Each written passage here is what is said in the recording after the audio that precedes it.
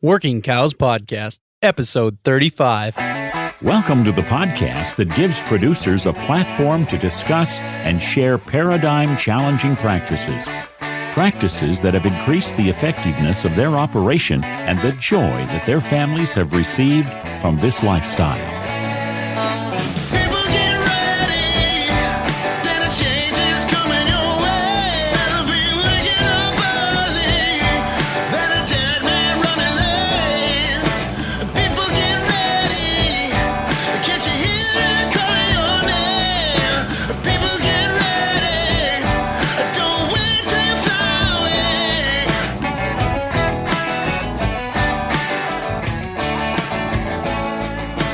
This episode has been brought to you by ChrisWilliamsAudio.com. Head on over to ChrisWilliamsAudio.com for all your audio production needs. Hey everybody, it's Clay Connery, the host of the Working Cows Podcast here. I have an episode for you today with Breck Hamann. He is a member of the Bluebell Ranch. They were 2017 recipients of the Leopold Award here in South Dakota, as well as the featured producers for June in the South Dakota Grassland Planner. So we're going to talk with Breck about some of the different ways that they manage grass on their place and some of the different strategies that they have been employing thus far. So I hope you enjoy this episode with Breck Hamann of the Bluebell Ranch, located near Clear Lake, South Dakota.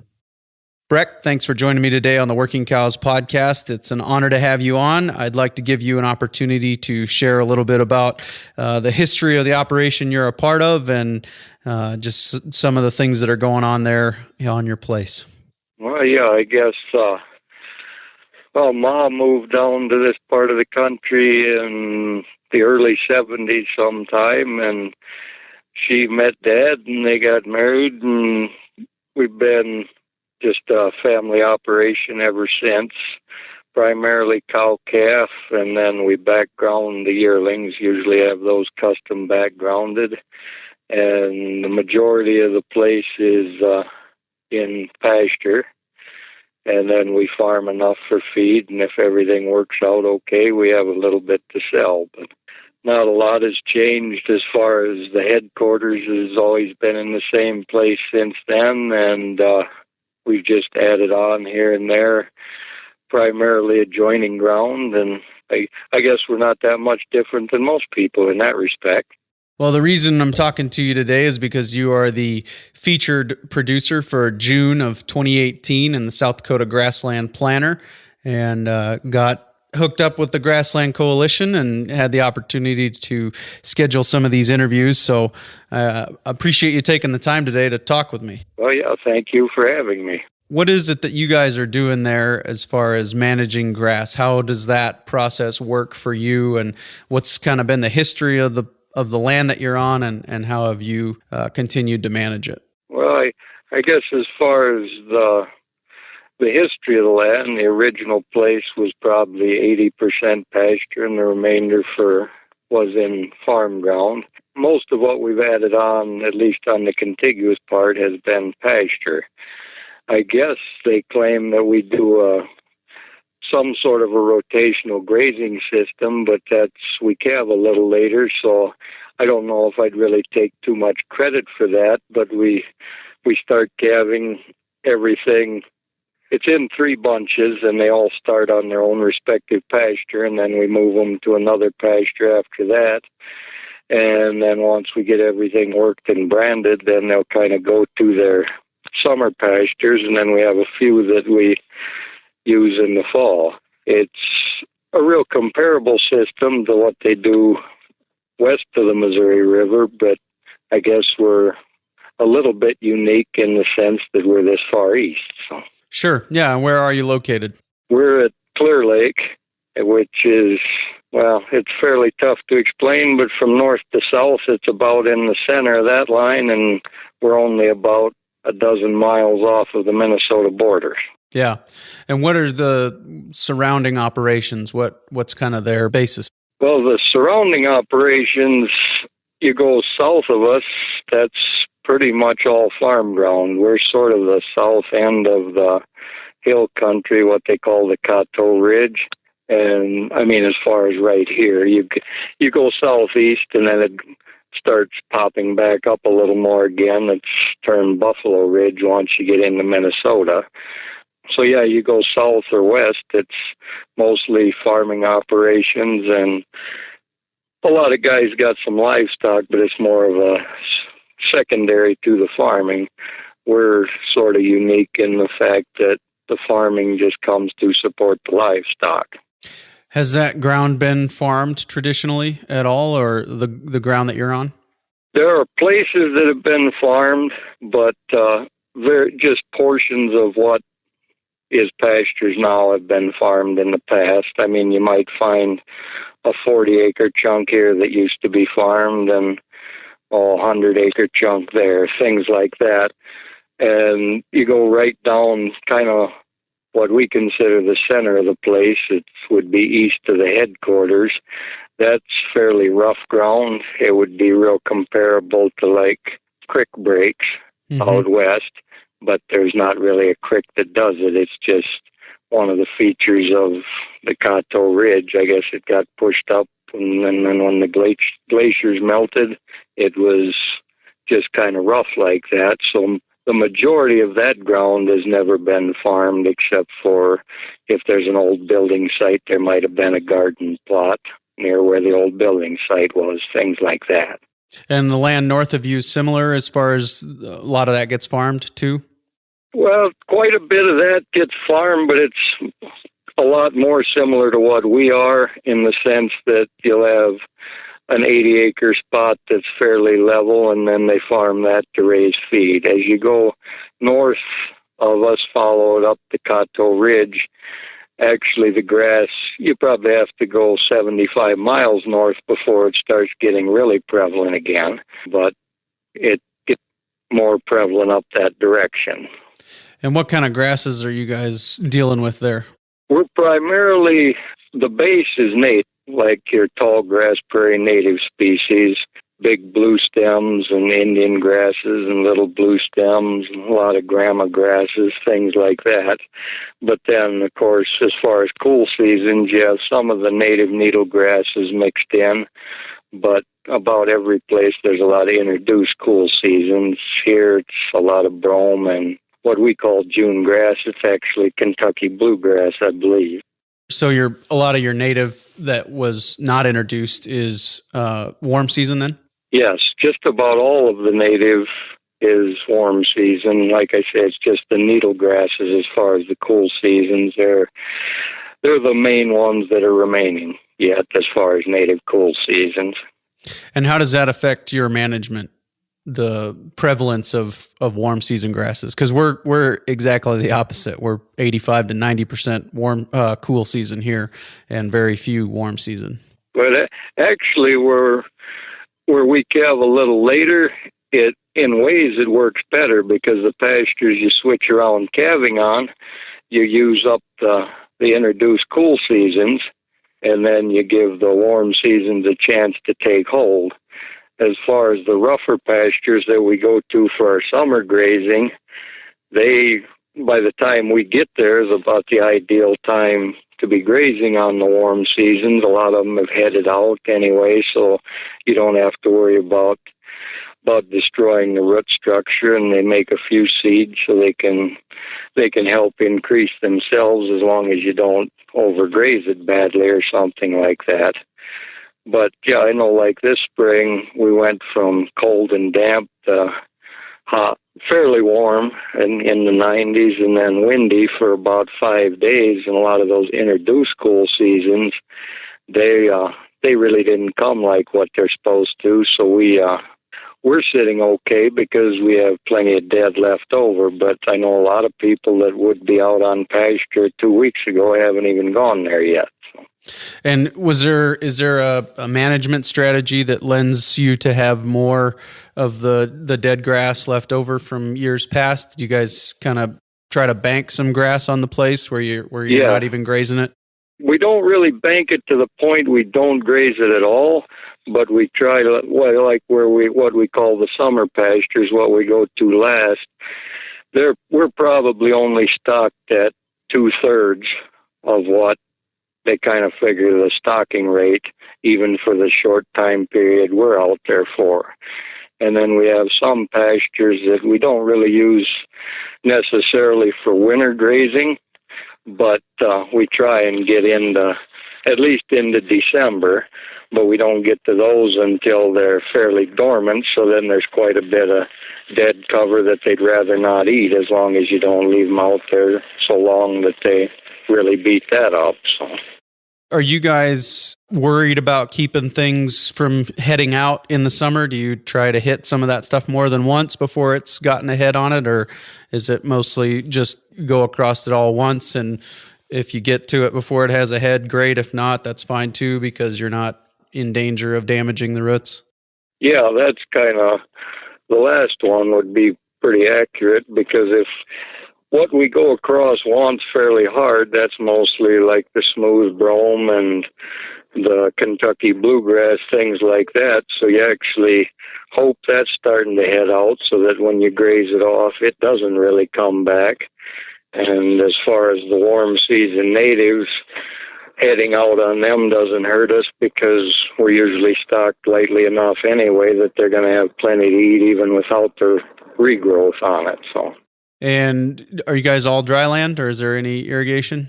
We don't have any irrigation. There's several neighbors right to the north of us that do some irrigation, but we're all dry land. One of the things that you've mentioned a couple of times is your calving season, and tell me about that. How's that been? What's the history of your calving season, and where are you at now? Well, right now we're probably at about 85% done. They don't really get started till about the 1st of May. We always get a few calves the last part of April, but primarily most of the calves are born in May. We used to calve earlier, but it kind of got to a point with labor and things like that. It was either we had to construct some more buildings or turn out the bulls later, and it seemed a lot simpler to just try turning out the bulls later, and we kind of got to a spot where we thought it was a little better anyway, and that's where we stayed. And you were strictly making those decisions based on labor intensivity, or was there some of a motivation for a later calving season lets you calve on grass and not have to feed hay and some of those things? Well, yeah, we still have to feed some sort of supplement, but yeah, we cut way back on the amount of hay we had to feed when we're calving, that's for sure. And primarily weather, because we were calving on pastures anyway, because right where our main building site sits is one of the lower spots on the entire place. So yeah, we were still calving on pastures, but then there wasn't a lot there for them to eat. And then if you got a bad stretch of weather, even those pastures would get muddy fairly fast, because they hadn't really firmed up good from the frost leaving that recently. So, what's your soil like? Well, our soil is pretty much straight across the board.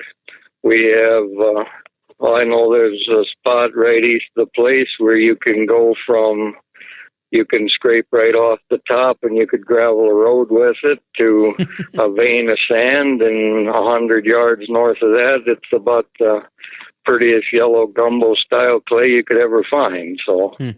And we have spots that's literally a half-inch from topsoil from starvation and sugar sand underneath that to black dirt 6 feet down. So, yeah, quite the variety. Yeah, and I guess that's sort of a unique feature of the Coteau, that you can have so many varying soil types so close together. So. Sure, those glaciers were carrying a lot of soil in them, and when they melted, they deposited a lot of different soil types, I guess, huh? Yeah, I suppose that would be how it happened, because when they were sliding south, I suppose they brought everything from soup to nuts. Mm-hmm. Yep. Yeah, they were equal opportunity scrapers. yeah, and they were covering a large enough area, too. Right. So the calving season date change was mostly about labor. Did you guys notice a benefit to the soil as a result of that as well, or Did we clear up whether that was a motivation or not? The decision was made pretty much on just trying to be able to make the rounds on bad weather days, because as we're later, we don't get nearly as many bad weather days, and the bad ones aren't quite as bad because you're dealing with warmer ground temperature, so the calves can take more. As far as benefits to the ground, there probably would actually be more benefits if we did the same thing as we do now 3 weeks earlier. The advantage is that you see what it's doing to the ground, so then you can actually change your decisions based on what you see. Otherwise, by the time you pulled off of a calving pasture, you never really went back to see how it grew back for probably the next 3 weeks. So one of the things that gets mentioned a couple of times in the video is that when you till up ground, there's just no way to really recover from that because it's spent thousands of years undisturbed, and then you come in and disturb it with tillage, and you're losing all of that life, and there's really no way in a bunch of lifetimes you can't come back from that. And I'd just like to talk to you a little bit about that. Where did those conclusions come from, and how does that process look for you guys? Well, I guess the conclusions came from what I was telling you earlier. There'd be little portions of a pasture that had been farmed, and you could see a definite difference in those as compared to what was native right beside it. And over the years, you do see the native, everything creeps back in from the edges. They're smaller now. The spots that used to be farmed as far as being different are smaller now than they were 20 years ago. So I don't know that it would be 100% accurate to say that they never recover, but they'll never get it accomplished it would probably take a minimum of 4 lifetimes before it would actually get it accomplished. So something that really shouldn't be farmed anyway, you hate to see it have to repair itself. If it's not broke, why try and think you can fix it? Yeah. Was it you or your dad was talking in the video saying that they were always struggling with tilling up the fence line whenever they were sent out there by their dad to do it? Yeah, that was Dad, in reference to his dad, because, right. Dad was born in 1929, so then the stock market crashed and it decided not to start raining shortly thereafter. So the theory back then, especially by his dad, was you had to have every acre and every inch that you could have just to try to survive. So that was what drove the philosophy of trying to get closer to the fence so you could get one more row of corn. And Dad's thought process always was, well, why not just stay further from the fence, and then you'd have that many more feet of something you could hay, because the grass in the fence row would always grow. The corn, it didn't matter if you had one row or not. If it didn't make it, the whole field didn't make it. So that's interesting. What else is going on there as far as the cow herd? And you said you do put up some crops. What are you guys putting up for crops? We raise primarily corn and then alfalfa, just because both of those go for feed. And we will rotate some soybeans or oats, something like that, in occasionally, just for a rotation and something that you can still feed if you have to. As far as the oats and the beans, is just to break up the corn cycle. Sure. And we do have one small field we have one field that we're actually on a reseed project. That it was hay ground, alfalfa and brome for many years, and it ended up in the grassland easement. So that actually gets seeded down to native mix this fall. And then we have another small field that's really light ground, and we're experimenting with that, just trying different things, and we're probably going to seed it down to something in the near future, but just trying different crops, trying to get a little more away from the beans out of the rotation if we can find something that works better for cattle feed. And how is that corn and the alfalfa, how's that being fed?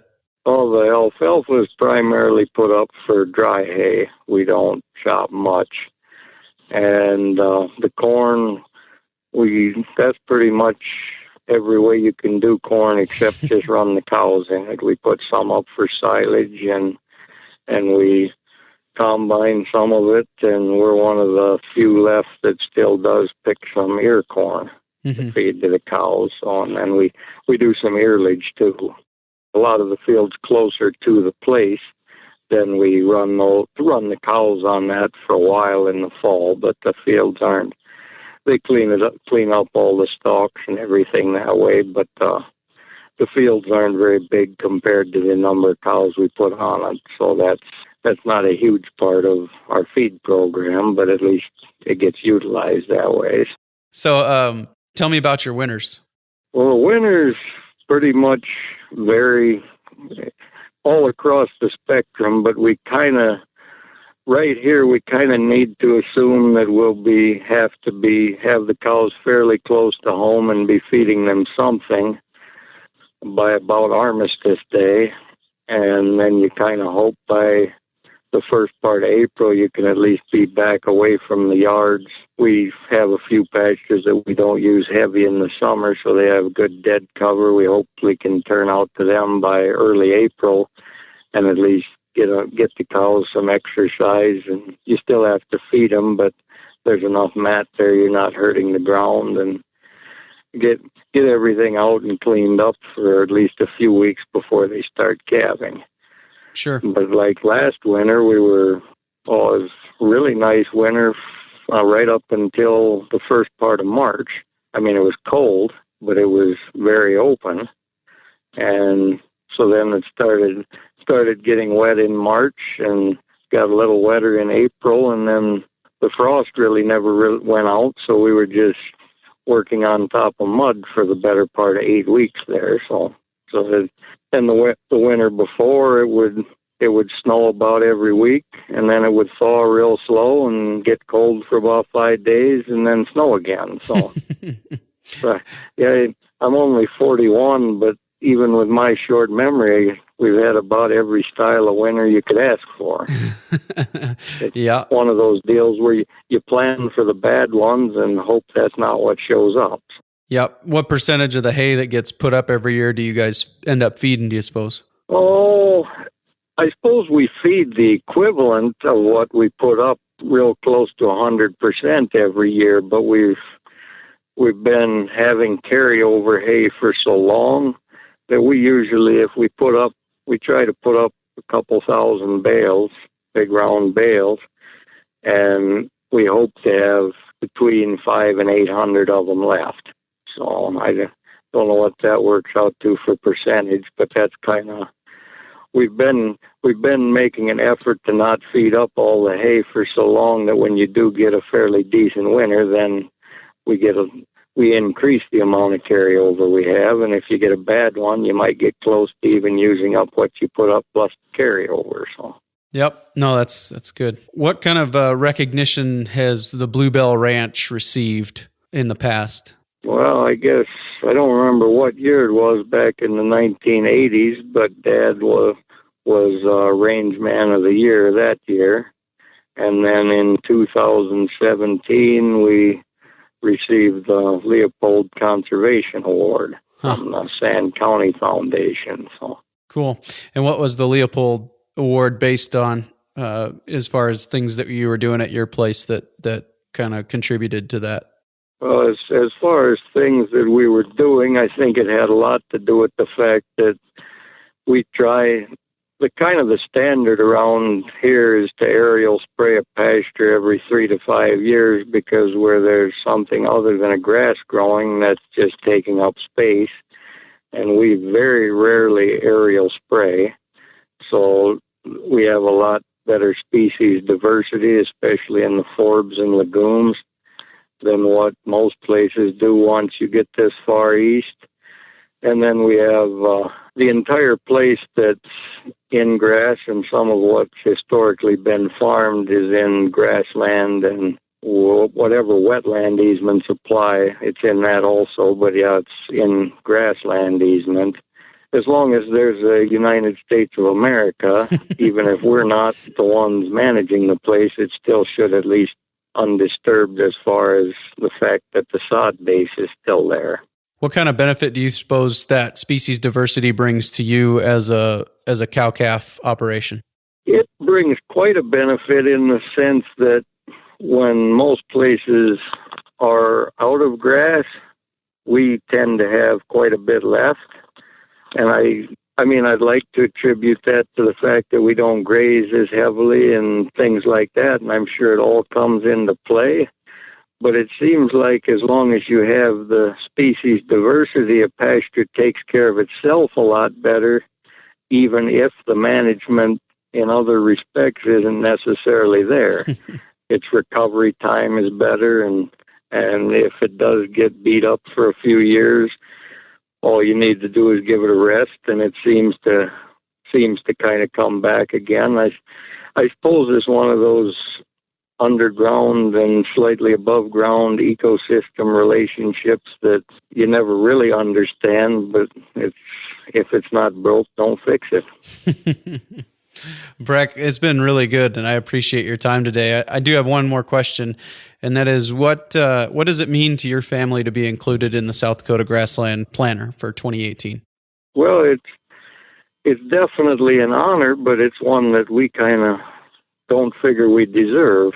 I mean, there's so many people that do about the same thing. There's very little reason to single us out and put us in there, but I know, well, we've worked quite a bit with Pete Bowman. He used to be with the Nature Conservancy, and now he's with South Dakota State University.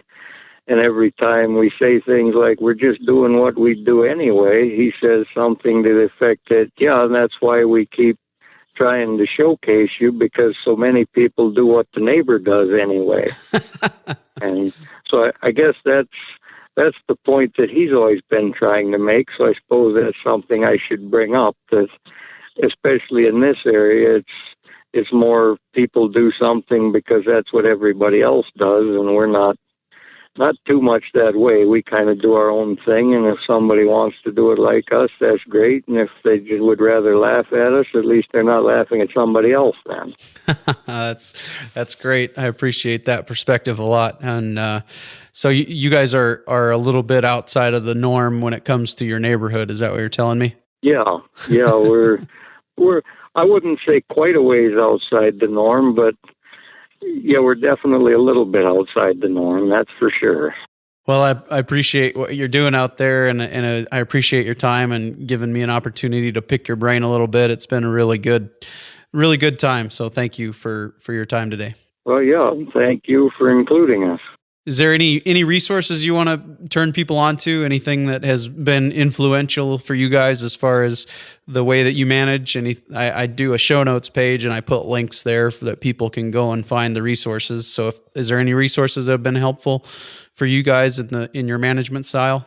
Well, we've gotten along very well with the local Nature Conservancy, but the Nature Conservancy is one of those things that it's not so much the organization itself, it's the people that you have in the area where you're at. Because like we had Pete Bowman, and now the guy that replaced him, Joe Blastic, they're both very open-minded. You go someplace else, an organization like that, they might be cows are evil and that type of thing. But yeah, I know, like, they're the ones that got us on to we don't burn off pastures on a regular basis, because Mom grew up northeast of Wall, and fire on pasture out there is considered a bad thing under most circumstances.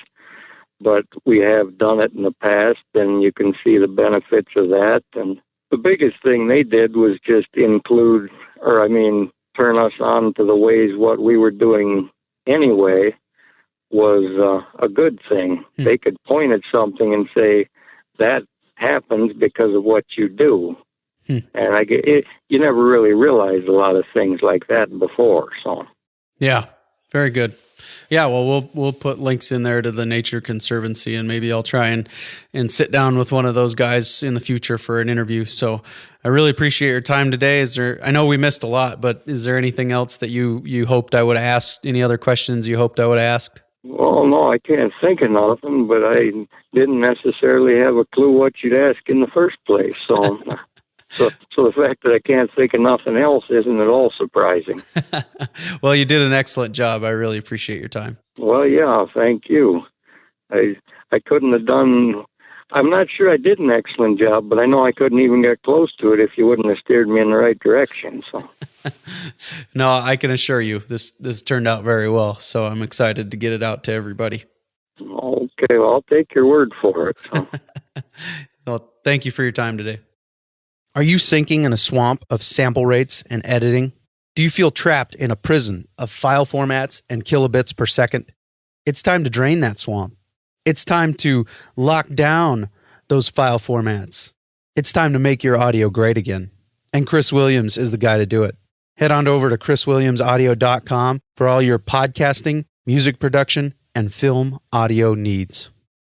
Well, it was really fun to sit down with Breck and chat with him about what they've got going on there in Clear Lake, South Dakota. Next week, I think I will be able to have for you an episode with Steve Kenyon, and we're going to finally get that natural parasite control wrapped up and recorded and out to you. So look forward to that next week, episode 36 of the Working Cows Podcast with Steve Kenyon.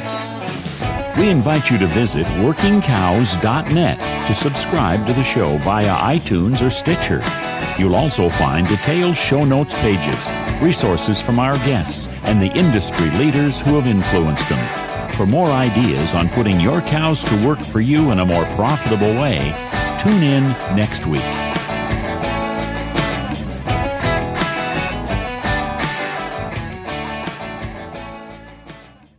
You're going to have a little trouble coming up with much for credentials for me. But. Well, the good thing about my audience is that keeping cows alive counts as a credential with my audience. So, well, that's a definite plus then.